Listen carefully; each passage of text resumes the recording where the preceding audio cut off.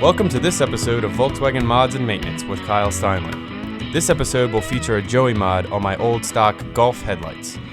To do the Joey mod, you'll need a can of black spray paint, a sealant, a small screwdriver, the headlights, Glad press and seal, and a sharp knife, preferably a razor or X-Acto knife. First, locate the 4 metal tabs on each headlight. There will be 2 tabs closer together on one side and the other 2 on the other side of the headlight, but a little further spread apart. Take your screwdriver and begin prying these tabs off. Just stick the screwdriver under the tab, lift up, and they should pop right off. You can see where the tab used to be. Now that they're off, we can take off the plastic lens to the headlight. So in order to remove it, we're going to heat it up. This will soften the seal and allow us to pry the lens off. Heat up your oven to 200 degrees and place one headlight in the oven. Only leave the light in the oven for about 1 to 1.5 minutes. This will give you enough time to go to the fridge and grab a nice cold beer. After the minute is up, remove the light from the oven.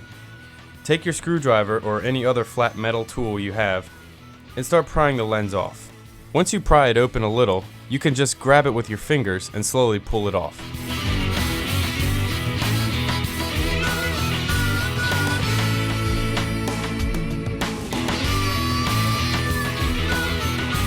Repeat this with the other headlight so that you have removed both lenses from both lights. The next thing I did isn't really necessary, and I'm not sure why I even did it, but I'll explain it anyway. If you look at the back of the light fixture, you'll see a little cover which covers up the back of the bulb for the high beam. I removed this cover by pressing the tabs on the top and the bottom of the cover together and pulling the top part outward. This reveals the wiring to the bulb. Pull the small black harness off and notice the silver bars or the silver latch holding the bulb in place. Push this latch in and up. Then open the latch up and pull the bulb out. Next, you'll need to take the press and seal and mask off the areas that you don't want painted. You'll want to cover the reflective paint that's already on the headlight, which is for the high beam and the low beam. Also cover the turn signal and the bulge where the fog light would be, or if you have a fog light, cover that too.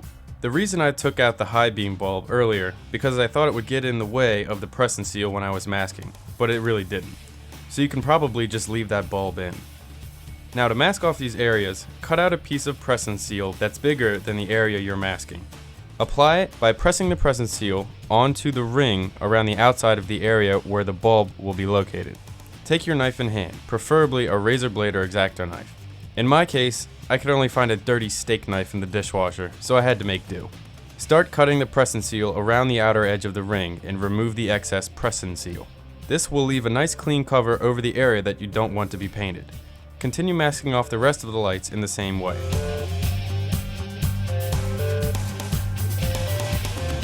Now that everything is masked off, grab your spray paint and shake it up for about a minute. Find a place where you can safely paint, like outside or in my case, the hallway of my apartment building. Apply 1 coat of spray paint to the headlight and allow it to dry for about 5 to 10 minutes, which is just enough time for you to go grab another beer. Then apply a second coat, making sure you cover all the little nooks and crannies on the face of the headlight.